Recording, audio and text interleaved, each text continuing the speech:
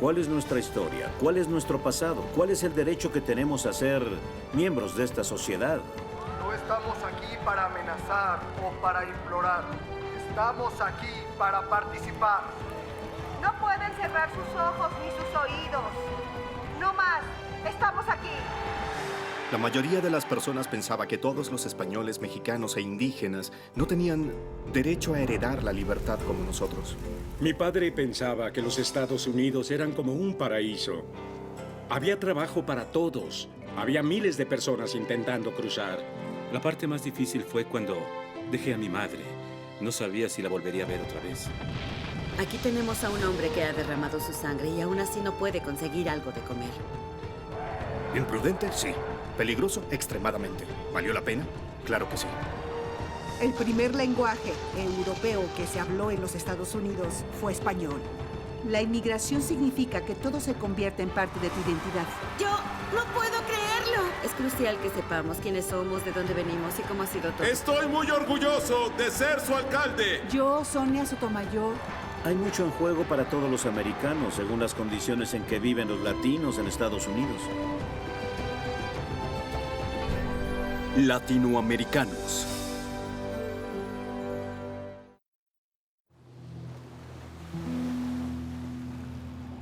A principios de los 40, mientras estaba a bordo del portaaviones USS Enterprise, el soldado Charles Wheeler escuchó una noticia insólita acerca de un nuevo oficial. Escuché que uno de nuestros nuevos pilotos que estaban en el barco era un chico mexicano. Y pensé, no puedo creerlo. Wheeler también tenía ascendencia mexicana, pero nunca había visto un piloto mexicano-americano, hasta que conoció al subteniente Manuel González de California. Pronto se volvieron amigos. Nos entendimos por nuestros antepasados mexicanos y fue como tener un nuevo amigo. En la mañana del 7 de diciembre de 1941, el barco navegaba con 2 días de retraso. Debía estar seguro en el puerto de Pearl Harbor. ¡A volar!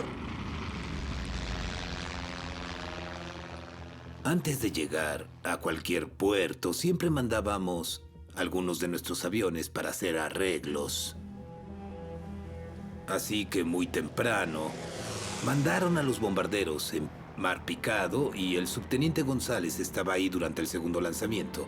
Y esos fueron los que llegaron cuando los japoneses estaban bombardeando.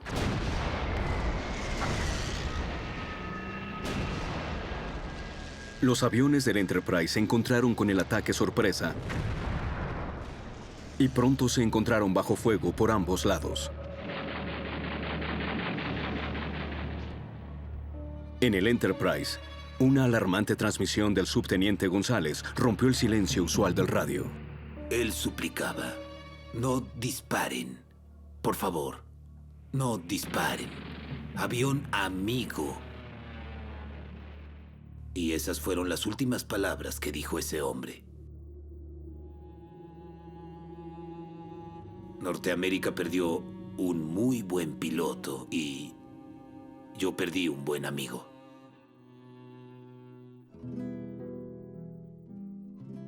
El subteniente Manuel González fue una de las primeras pérdidas americanas de la Segunda Guerra Mundial. Uno de un estimado de 500,000 de latinos que sirvieron en la guerra. Provenían de todos lados, los barrios de Los Ángeles, los caseríos de Puerto Rico, los pueblos de Nuevo México, las granjas y ciudades fronterizas de Texas. Y ellos lucharon en todas las batallas más importantes en Europa y en el Pacífico.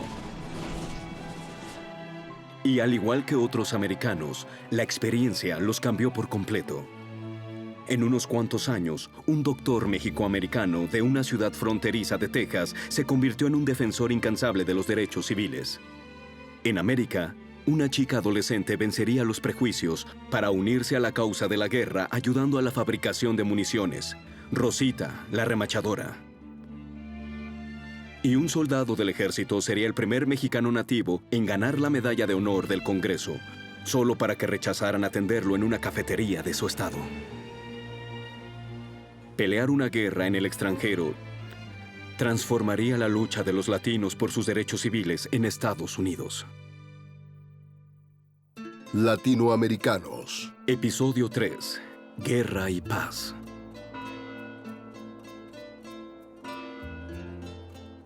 Cuando los Estados Unidos entraron a la guerra después del ataque de Pearl Harbor, un médico mexicoamericano que completaba su residencia en un hospital de Nebraska inmediatamente se ofreció como voluntario.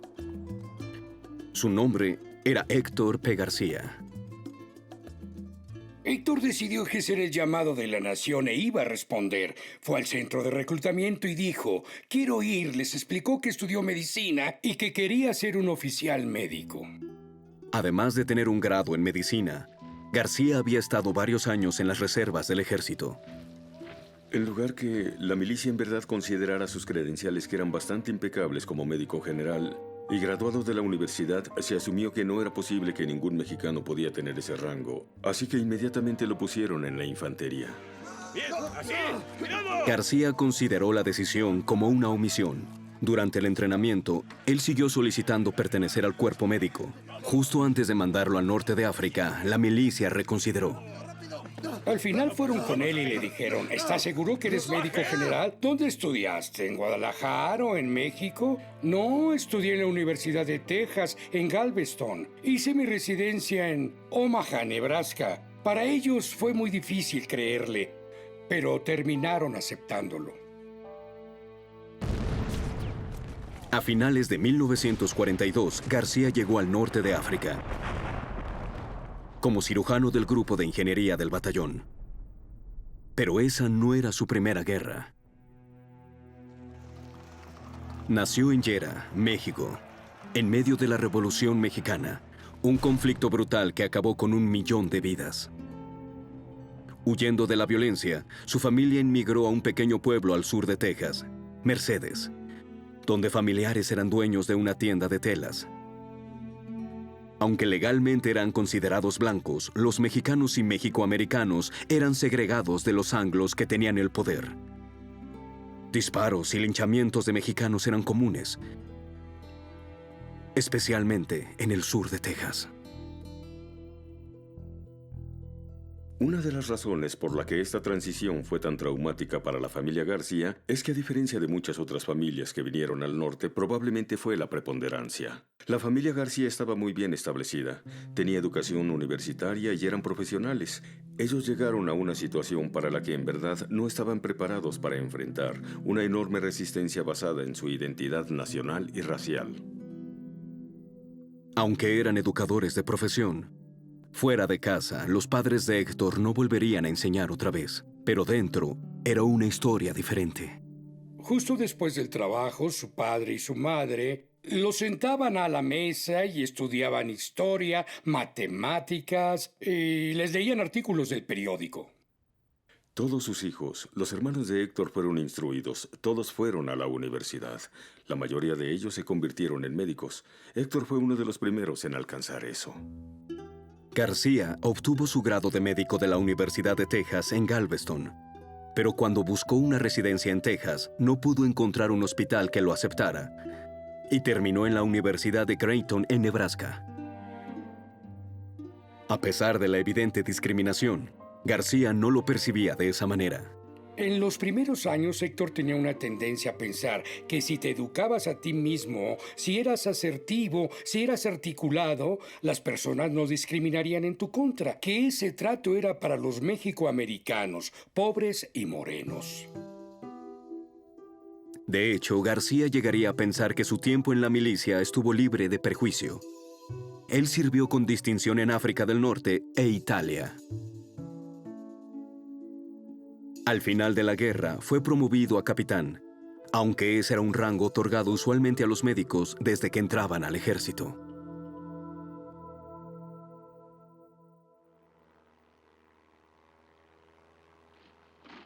Los latinos que sirvieron en la Segunda Guerra Mundial fueron en su mayoría de ascendencia mexicana, pero casi 65,000 puertorriqueños se enlistaron también. Tropas de la artillería están desfilando. Esto nos muestra la importancia de Puerto Rico para la defensa nacional. El gobierno de los Estados Unidos está creando una magnífica fortaleza militar. Como ciudadanos estadounidenses, los puertorriqueños estaban sujetos a ser reclutados. Otros se ofrecieron como voluntarios por patriotismo o entraron a la milicia antes del ataque de Pearl Harbor como una manera de escapar de los terribles efectos de la depresión en Puerto Rico.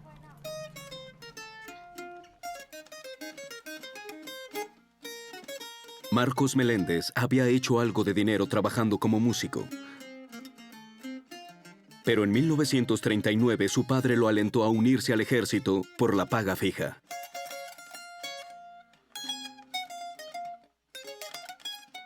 Crecí en el ejército.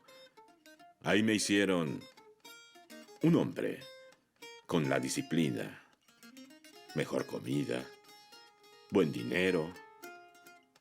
Es una buena vida.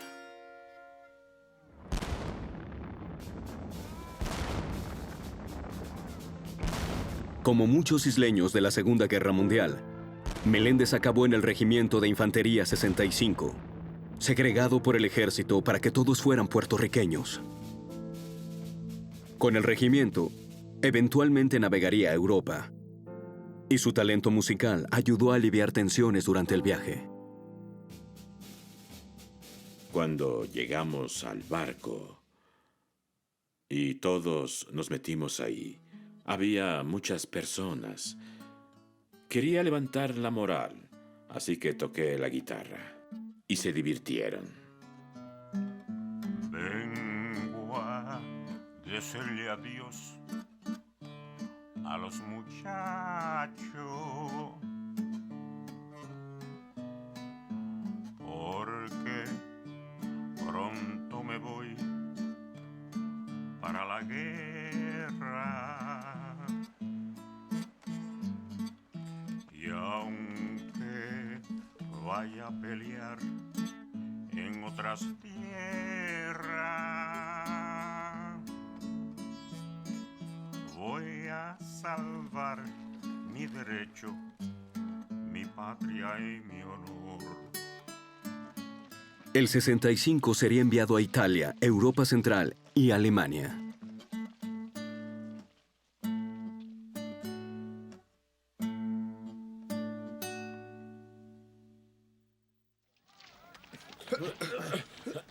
A excepción de los de Puerto Rico, había pocas unidades de latinos en la milicia de los Estados Unidos en la Segunda Guerra Mundial.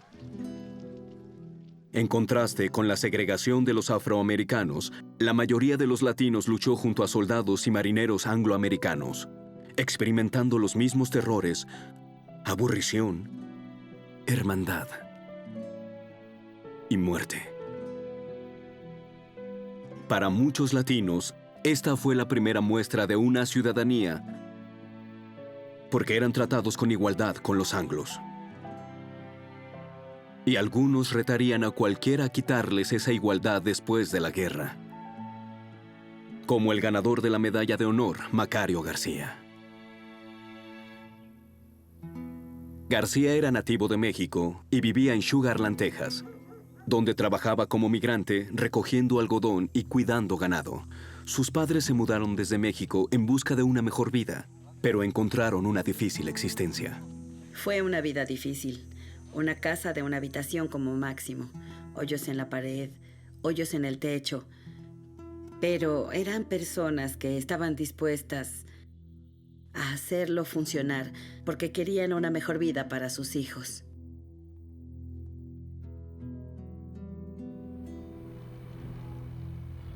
En junio de 1944, los días después de la invasión de Europa en el día D, el soldado Macario García llegó a Normandía como uno de los reemplazos de los hombres muertos en la sangrienta batalla. El ejército lo asignó con el Regimiento de Infantería 22, que pronto se encaminó a Francia y Bélgica. ¡Fuego! Pero para el otoño del 44, el rápido avance de los aliados estaba detenido en la frontera alemana, en el bosque Horgen. ¡A la izquierda! Para García y la milicia estadounidense, este fue un nuevo tipo de batalla. El denso bosque de coníferas con pocos caminos hizo el movimiento de las tropas lento y muy difícil. Los proyectiles de la artillería alemana explotaban en la cima de los árboles, haciéndolos mortales. Metrallas alemanas bien posicionadas provocaban un fuego cruzado fulminante. El 27 de noviembre, la compañía de granaderos de García fue arrinconada mientras intentaban subir una colina que tenía vista al pueblo de Grouchow.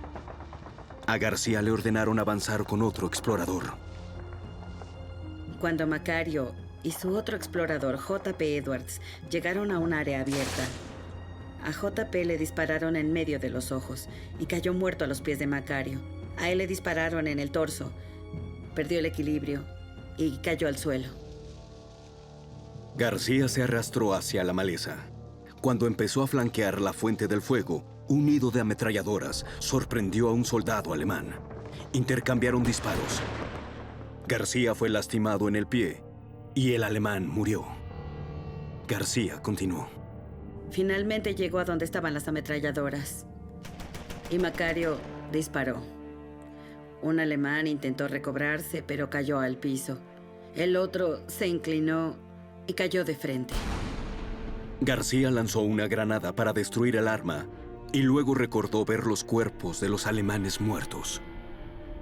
Empezó a bajar la colina. Pero justo cuando comenzó su reporte al comandante de su compañía, una segunda ametralladora abrió fuego. Y él corrió, volvió al área abierta, solo, en la cima de la montaña. García localizó el segundo nido de ametralladora y lo intentó destruir con una granada, pero estando herido, falla. Él tuvo que acercarse y lanzar otra granada de mano. Esta vez la arrojó con precisión.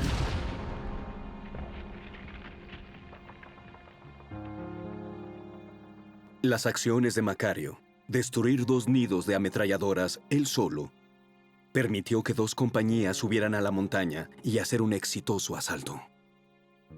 Al final del día estaba destruido, estaba herido, pero aún así se rehusó a ir en la retaguardia. Rechazó cualquier apoyo porque su lugar estaba con sus hombres.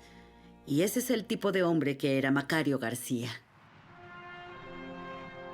García pasaría 2 meses en hospitales del ejército, recuperándose de sus heridas. Reportes de su heroísmo ya habían comenzado a circular por todas las cadenas de mando.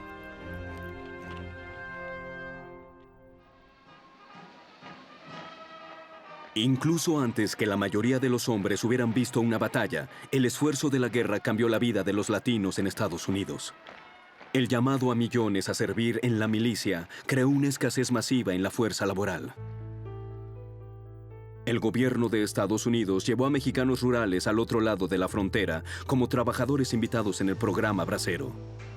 En las ciudades, la industria de la defensa se extendía rápidamente e ignoraba la tradición buscando activamente mujeres y minorías. Por ejemplo, tú ves la industria aérea en Los Ángeles y los aviones Douglas ponían enormes espectaculares en español que básicamente decía: tenemos trabajo y queremos que apliquen mexicanos. Ese fue un cambio radical. Una joven adolescente, Carmen Gurrola, renunció a un trabajo en una fábrica de costura para trabajar en una planta de Goodyear, haciendo tanques de gas cubiertos de caucho para el ejército y los bomberos. Su trabajo requería subir dentro del tanque después de que se enfriara. Es igual que meterte dentro de un ataúd. Mi cara era completamente negra por el caucho. Claro que tenía un pañuelo y un overol. Nadie creía que era una chica. Sentías orgullo de que estabas haciendo algo por la defensa del país. Y yo pensé, aunque no hable inglés muy bien, no importa. Hice el trabajo. Especialmente en áreas urbanas, el efecto de la guerra forzó la unión de grupos étnicos que antes tenían poco contacto, incluyendo los latinos y los anglos. En algunos casos, esto provee un puente entre las brechas étnicas y raciales. Por otro lado, también causa conflictos. En Los Ángeles, ese conflicto encontraría su enfoque en un nuevo estilo de vestir, que se hizo popular entre los latinos jóvenes, el traje suit. No sé de dónde vino ese estilo, pero todos comenzamos a usarlo. Nos daban nuestro pago el viernes y el sábado nos arreglábamos lo mejor que podíamos. Íbamos a bailar. Y a las chicas parecía gustarles más que nos vistiéramos de esa manera. También desarrollamos nuestra jerga. Oye, carnal, para hermano. Oye, carnal, ¿cómo te va? Para saber cómo estaban. ¿Qué suave tacucho tienes? Para decir que tenía un lindo abrigo. ¿Entienden qué quiero decir? Hay otros que no quiero repetir frente a estas señoritas, ¿entienden? El traje suit estaba asociado con los miembros de la banda conocidos como los pachucos, añadiendo un aire de criminalidad a sus trajes, aunque al igual que las chaquetas de cuero negro de los 50, algunos chicos solo las usaban por moda.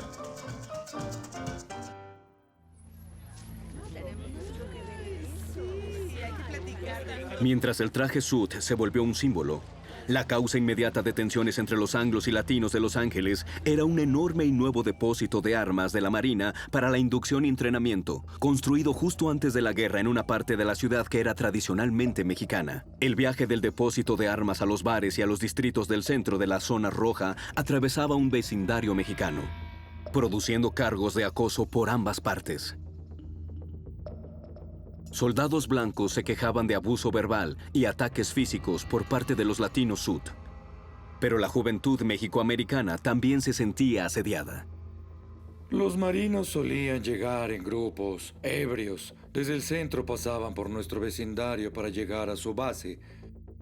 Ellos solían, a veces, pensar que nuestras novias eran prostitutas y les hacían propuestas a las chicas. Para finales de la primavera de 1943, la confrontación se había vuelto una ocurrencia usual.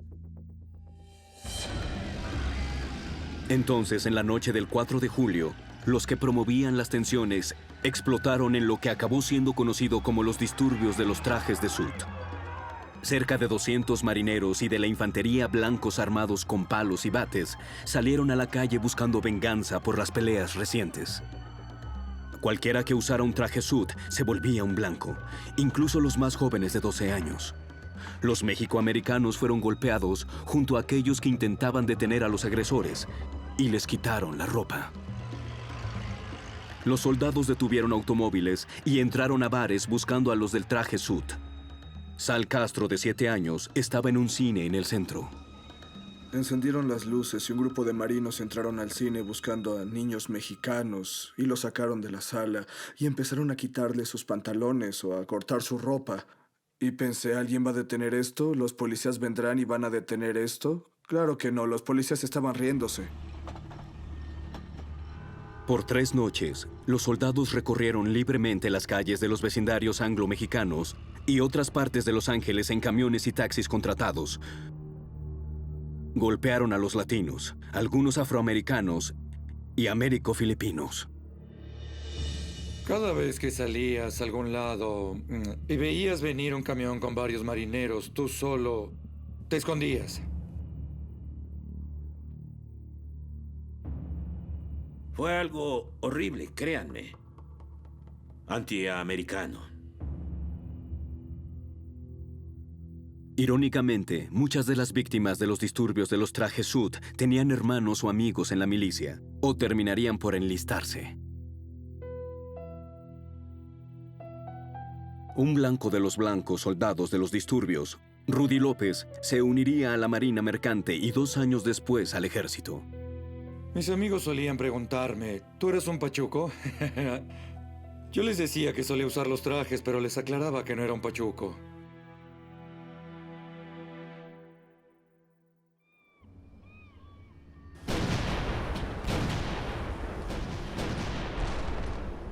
El 13 de junio de 1944, la Marina de Estados Unidos comenzó a bombardear la isla de Sapián, en las Islas Japonesas Marianas del Pacífico. Estaban debilitando las defensas japonesas para una invasión.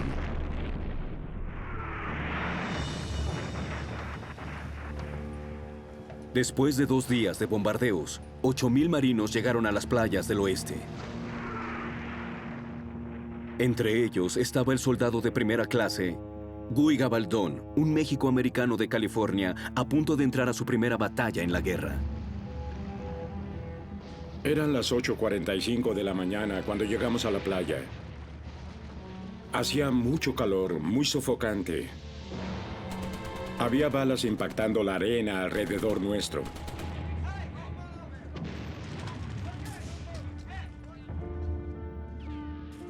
Y vi cuerpos, marinos que acababan de ser heridos, y me quedé inmóvil. Pero, ¿saben? No estaba asustado. No podía moverme, pero no era miedo, era... ¿Qué estoy haciendo aquí? Debería volver a Los Ángeles e ir a los bolos.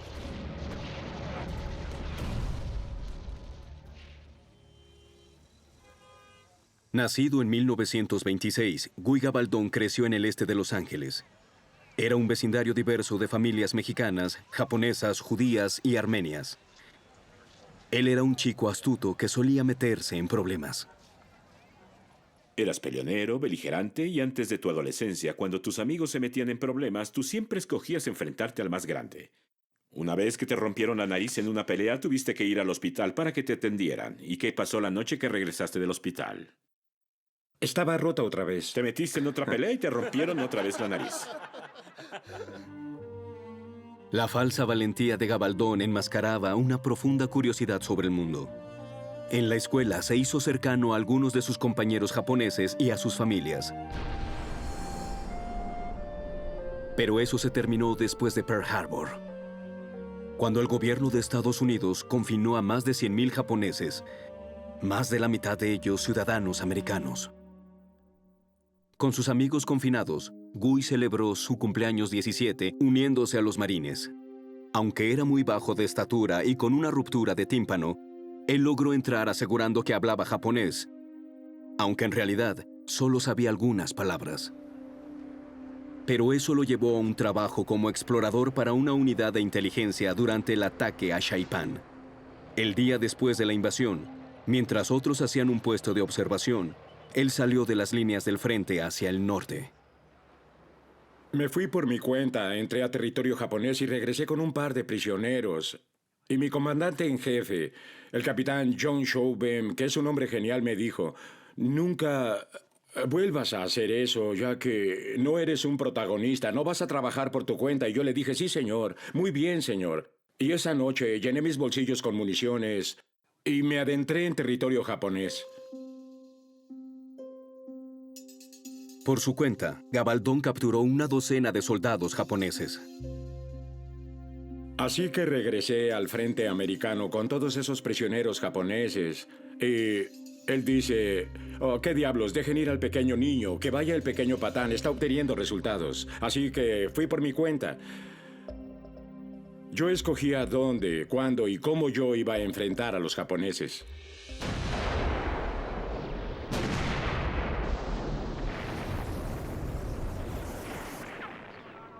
La invasión americana gradualmente llegó al norte, mientras los japoneses tomaban ventaja de las cuevas volcánicas para esconderse durante el día y atacar por la noche. Llegar a esas cuevas se convirtió en la especialidad de Gabaldón. Me escabullía, llegaba a la boca de la cueva y lanzaba una granada para matar a varios de ellos. Algunas veces salía un soldado y yo le apuntaba con mi carabina y le decía: no quiero matarte. Dile a tus amigos que salgan de aquí y te aseguro que no vamos a herirlos. Si no lo haces, le decía, hay un gran grupo de marines atrás de todos esos árboles de allá. No había nadie, iba solo. Le decía: todos van a morir. Y, ¿saben? Funcionaba, porque hacía que se rindieran.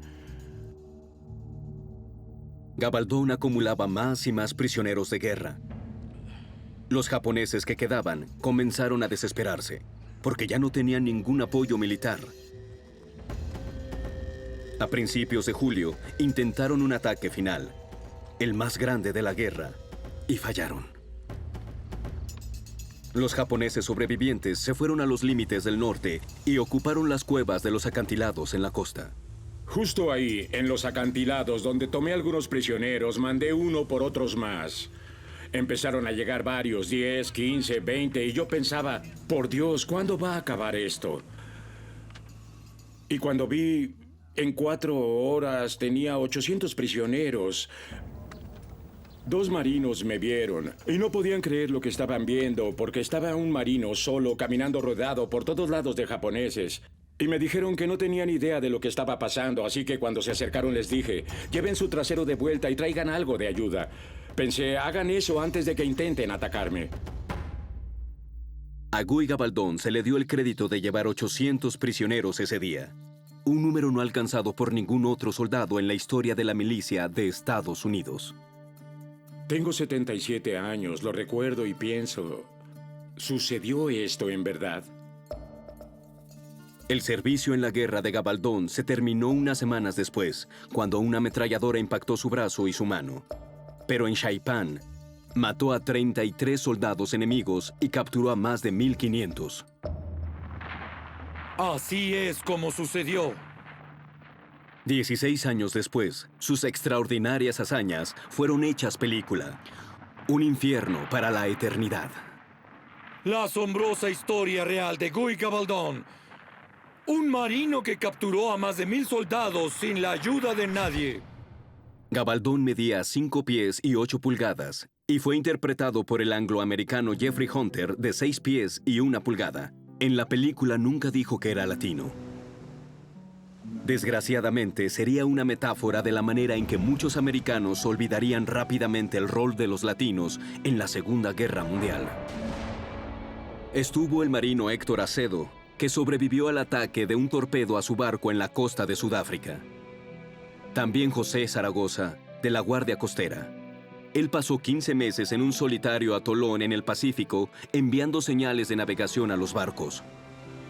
Estaba Pedro del Valle, el primer puertorriqueño en tener el rango de teniente general, cuando comandó a la Primera División de Marines en octubre de 1944. Y Carmen Contreras Bosac, del Cuerpo Auxiliar de Mujeres del Ejército, WAC, por sus siglas en inglés, que fue a Argelia para transmitir por el teletipo mensajes codificados al campo de batalla. Y el soldado Joe P. Martínez, que murió mientras lideró un exitoso ataque en contra de una de las posiciones clave de defensa japonesa cuando los aliados retomaron las Islas Aleutianas. De manera póstuma, a Martínez le fue otorgada la Medalla de Honor del Congreso.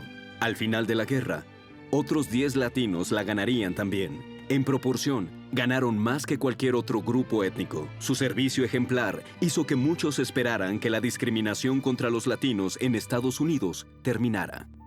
Los mexicoamericanos tenían un estatus de segunda clase en la sociedad americana, pero también los mexicoamericanos creían en los Estados Unidos a tal grado que se enlistaron en gran cantidad y sirvieron en una proporción histórica. Había expectativas de su regreso, que por su servicio, porque habían arriesgado sus vidas por ese país, un país que les daría la bienvenida y reconocería que serían miembros con todos los derechos de la sociedad americana. Y no fue exactamente lo que pasó. Japón se rinde. Cuando la larga guerra al fin terminó a finales de 1945, un veterano que regresó dijo: los soldados mexicoamericanos fueron al menos un cuarto de la sangre derramada en Batán. Lo que quieren ahora es un trabajo decente, un hogar decente y una oportunidad de vivir pacíficamente en la comunidad. El 23 de agosto de 1945, en Washington, D.C., Macario García se convirtió en el primer mexicano nativo en recibir una medalla de honor del Congreso por sus acciones en el bosque Horgen. Truman estaba feliz cuando le puso la medalla a Macario alrededor del cuello. Le dijo, preferiría tener una de estas que ser presidente de Estados Unidos. Macario regresó a Houston con una bienvenida de héroe. Él era una estrella de rock. Estaba en el periódico, estaba en la radio, y él era un verdadero héroe. Pero él regresó a Texas, donde todo seguía igual. Aún era muy profunda la creencia en el sistema de castas. Solo 2.5 semanas después que el presidente Truman le pusiera la medalla de honor alrededor del cuello, Macario García entró a un restaurante en Richmond, Texas, cerca de su casa en Sugarland. la cafetería Oasis. La cafetería Oasis era en ese momento el único centro nocturno de Richmond. Había algunos otros lugares cerca de la carretera que atendían a algunas de las minorías, pero este era el único establecimiento para blancos en Richmond. Era conocido como un lugar poco servicial hacia los mexicanos. Jamás hubo evidencia de que pusieran el letrero de no mexicanos ni perros en la ventana, pero los mexicanos no iban ahí. Había muy pocos afroamericanos o mexicoamericanos que llegaban a pedir servicio porque no podíamos atender sus necesidades. No teníamos la música que les gustaba, no teníamos su comida. Así que nunca llegaron ahí. Pero Macario decidió que ya era hora de almorzar y él quería ir ahí a comer. Aunque las circunstancias estarían en disputa, todos estaban de acuerdo con un hecho. A García se le negó el servicio. El hijo del dueño, cansado después de una práctica de fútbol, estaba dormido en el apartamento arriba de la cafetería. Como a las 11 de la noche, oí que se rompía un vidrio en la cafetería y me despertó y me puse mi ropa tan rápido como pude. Corrí para bajar y ver qué estaba pasando. Y lo primero que vi fue un soldado mexicoamericano en uniforme.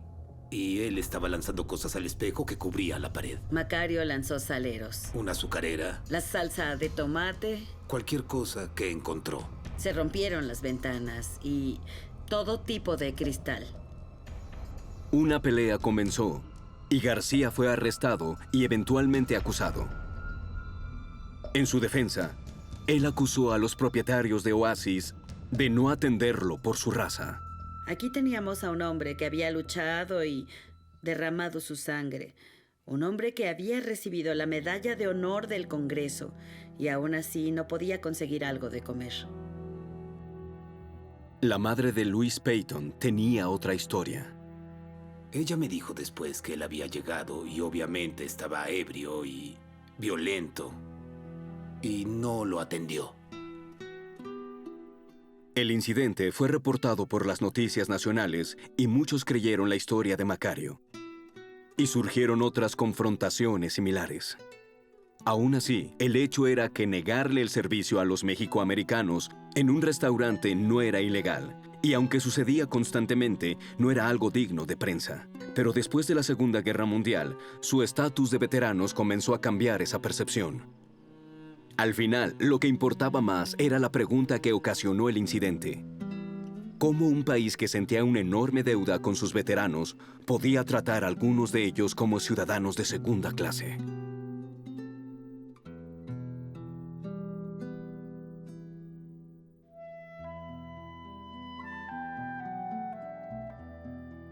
Para 1946, el doctor Héctor García había regresado a su vida de civil. Con 32 años de edad, cosmopolita e instruido, García tenía muchos caminos disponibles, pero eligió regresar al sur de Texas. A su lado estaba una mujer joven que había conocido mientras sirvió en Italia, Wanda Fusilo.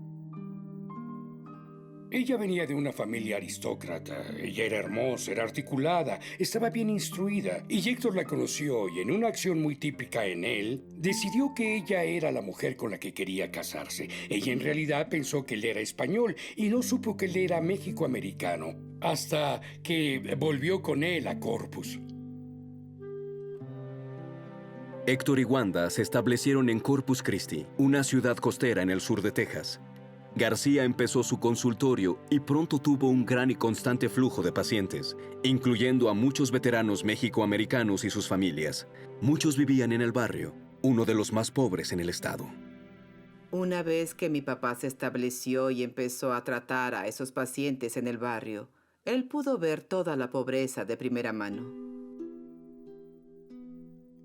Había muchas familias de 5 o 6 personas viviendo en casas de una recámara. Las cocinas estaban afuera. No había cimientos, los pisos estaban sucios. No tenían instalaciones sanitarias, no había agua potable. Por lo general morían de tuberculosis.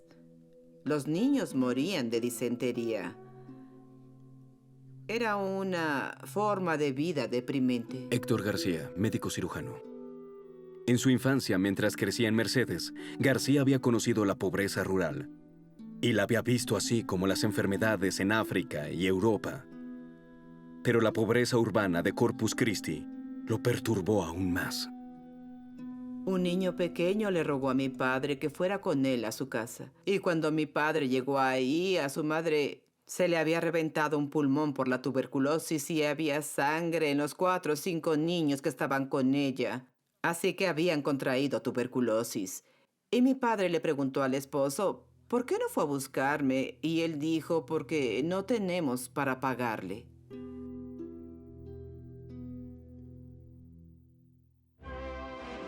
El proyecto de ley para militares. Héctor encontró más y más veteranos mexicoamericanos en dificultades, en un tiempo cuando los beneficios sin precedentes para los veteranos estaban cambiando el país. ¿Quién obtendrá los beneficios de este proyecto de ley? Cualquier veterano, hombre o mujer con más de 3 meses de servicio activo, que no haya sido dado de baja con deshonor. El Acto para el Reajuste de los Militares de 1944, la propuesta de ley para militares, incluían hipotecas bajas que hicieron que millones se mudaran de apartamentos urbanos a casas en los suburbios. Y los créditos educativos pusieron a más de 2 millones de veteranos en universidades y colegios. Y a otros 6 millones en programas de entrenamiento.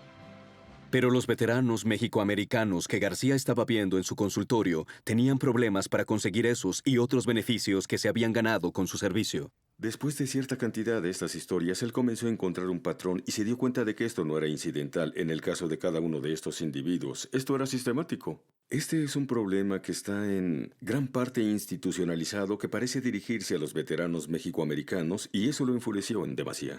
Cuando Héctor ponía su mente en algo, lo único que pensaba era en luchar. García comenzó a hacer reuniones con los veteranos para que expresaran sus preocupaciones.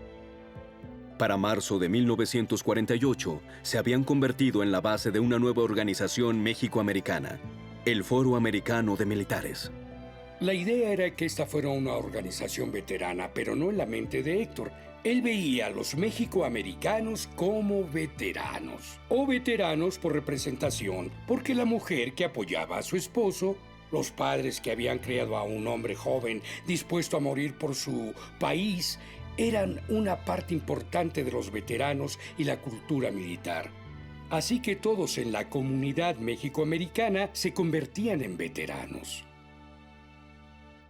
El creciente inicio del activismo de los veteranos comenzó a florecer y a principios de 1948 estalló por completo.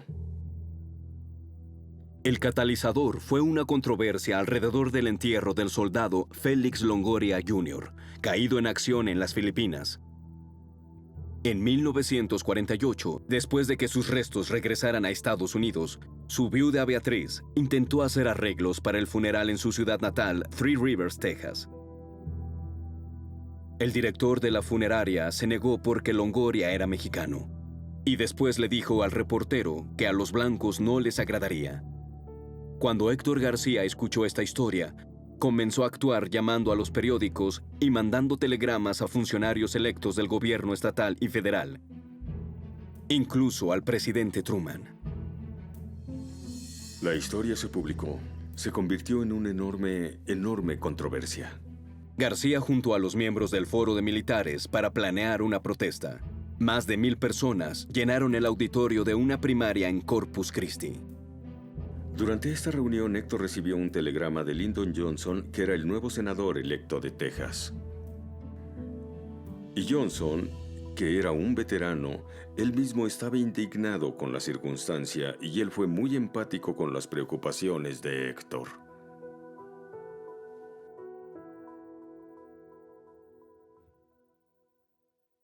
Un héroe de la guerra, originario de Texas, al que se le negaron servicios funerarios debido a su origen mexicano, fue enterrado en el Cementerio Nacional de Arlington con los muertos más honorables de América. El caso Longoria cambió la vida de Héctor García.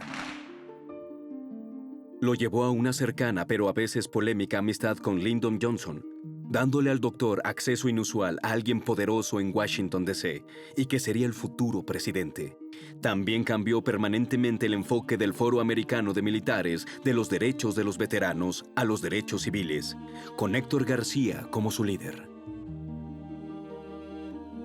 Cuando fue involucrado a todo el debate de la reforma méxico-americana, Héctor encontró su llamado. Él se dio cuenta de que había estado preparado desde muy joven. Él comenzó a recordar que cuando ellos solían viajar, se quedaban en el auto porque no podían encontrar hospedaje. Su padre no le hablaba de eso y le decía que era racismo, pero todos sabían que algo estaba mal. El caso Longoria hace que Héctor se acerque a estas experiencias. Héctor García se convertiría en el líder más prominente de los derechos civiles mexicoamericanos de su era. Bajo su dirección, el Foro Americano de Militares se expandiría por Texas y el sureste, retando a la segregación de muchas maneras. De disparidades en servicios de salud, la segregación en las escuelas, incluso el impuesto al voto que prevenía que los mexicoamericanos y otras minorías votaran. Hasta que esos impuestos se omitieron a mediados de 1960, el Foro Militar hacía desfiles de belleza, donde la ganadora era la chica que consiguiera más dinero para pagar los impuestos para que otros pudieran votar. En la mente de Héctor, cualquier progreso en el que se pudiera involucrar la comunidad mexicoamericana lo haría al volverse más americana, al entender el sistema, al votar, al enlistarse en la milicia, al obtener una buena educación. Héctor quería hacer ese puente, llevar a la sociedad americana al barrio y llevar al barrio a la sociedad americana. García quería que los mexicoamericanos siguieran el mismo camino como otros grupos étnicos que habían vencido el prejuicio para volverse parte de la estructura de los Estados Unidos, como los irlandeses y los italianos.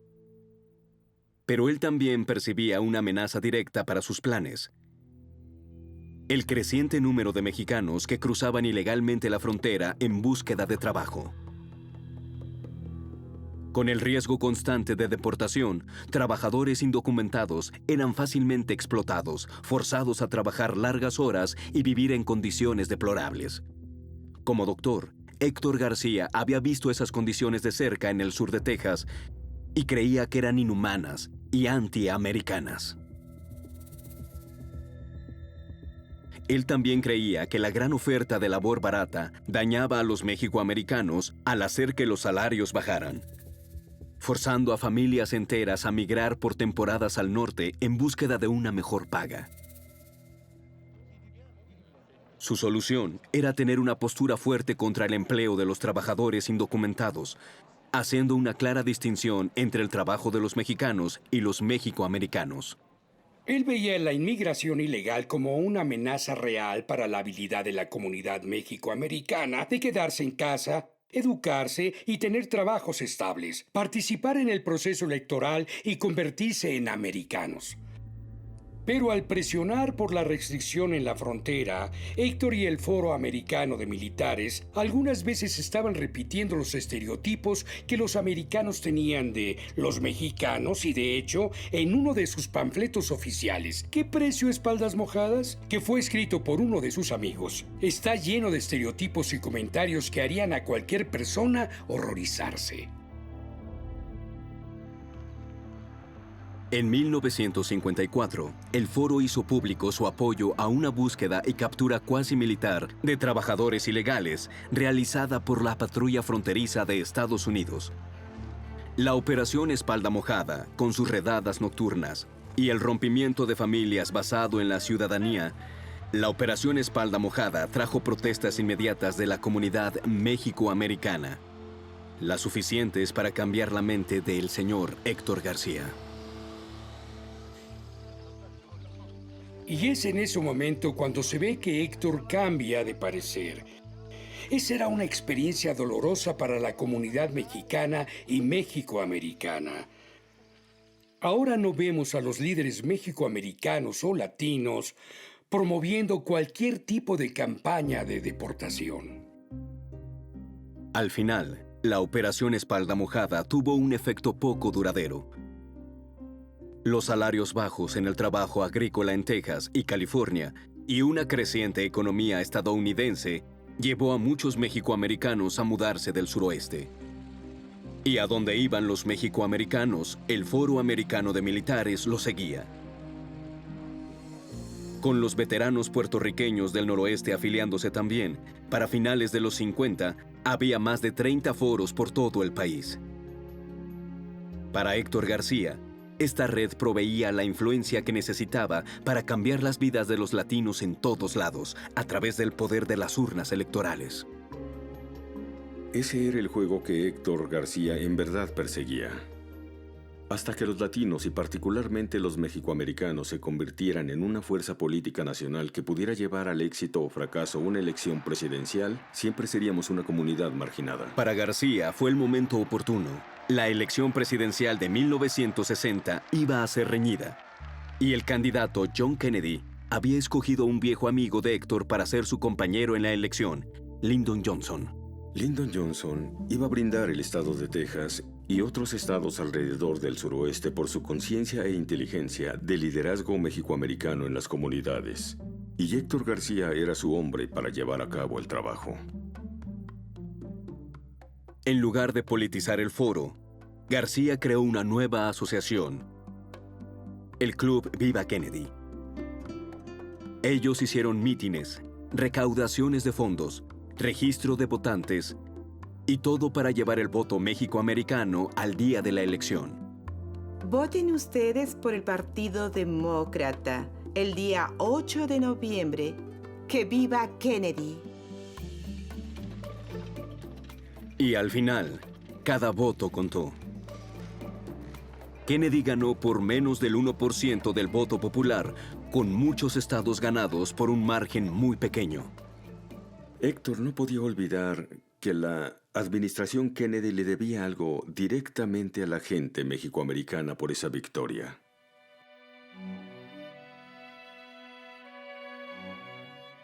Héctor García sería decepcionado. El presidente Kennedy nunca cumplió con las iniciativas y nombramientos que García sentía que los mexicoamericanos habían ganado. Pero el sucesor de Kennedy, Lyndon Johnson, lo hizo. Él nombró a más mexicoamericanos para posiciones en el gobierno que cualquier otro presidente con anterioridad. Y él pasó una emblemática legislación, haciendo ilegal las formas de discriminación que Héctor García había combatido por años, desde la segregación en restaurantes y escuelas hasta los impuestos de elecciones. Mientras muchos solo vieron las nuevas leyes en el contexto del movimiento de los derechos civiles de los afroamericanos, cuando Johnson se dirigió al Congreso, él invocó su propia experiencia como profesor de una pequeña escuela mexicoamericana en Texas. Mis estudiantes eran pobres. Ellos conocían aún en su juventud el sufrimiento del prejuicio. Ellos nunca parecieron saber por qué a las personas no les agradaban. Pero ellos sabían que era así, porque lo veía en sus ojos. Nunca pensé que pudiera tener la oportunidad de ayudar a los hijos e hijas de esos estudiantes y ayudar a las personas como ellos en todo este país. Pero ahora sí tengo esa oportunidad. Y les diré un secreto. Pretendo usarla.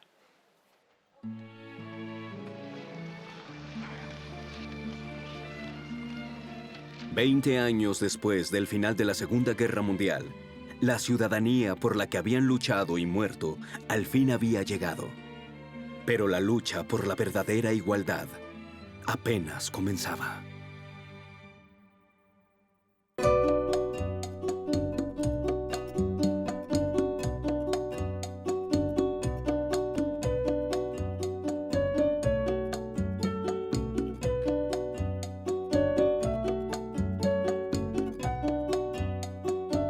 Crea un video para compartir tu historia en línea, explora la cultura latina y aprende sobre la historia latina en pbs.org/Latinoamericans.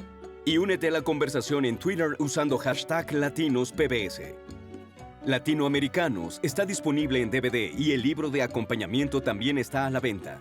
Para ordenar visita shoppbs.org o llama al 1-800-PLAY-PBS. Esta serie también está disponible para descarga en iTunes.